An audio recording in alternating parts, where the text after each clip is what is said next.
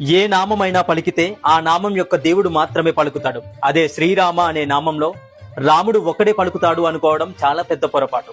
శ్రీరామ అనే నామం జపిస్తే 6 దేవతలు పలుకుతారు. అది ఎలాగో చూద్దాం. రామ అంటే శ్రీరామచంద్రుడు పలుకుతాడు అని మనందరికీ తెలుసు. రామ అనే నామం పలికిన చోట, ఉన్న చోట అందరికన్నా ముందర వచ్చి ఆ నామాన్ని విని ఆనందించేది నిస్సందేహంగా స్వామి హనుమంతుడే. శ్రీరామ, శ్రీ అంటే మాతా లక్ష్మీదేవి, రా అంటే శ్రీ మహావిష్ణువు. ఓం నమో నారాయణాయ అనే మంత్రంలో నుంచి రా అనే జీవాక్షరాన్ని తీసుకున్నారు. మా అంటే శివుడు. ఓం నమ శివాయ అనే మంత్రం నుంచి మా అనే జీవాక్షరాన్ని తీసుకున్నారు.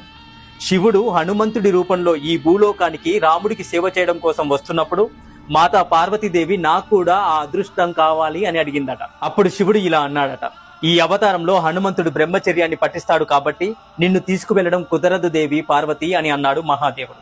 అప్పుడు మాతా పార్వతీదేవి, అయితే నేను మీ తోక రూపంలో వస్తాను అని హనుమంతుడి తోకలో ప్రవేశించిందట మాతా పార్వతీదేవి.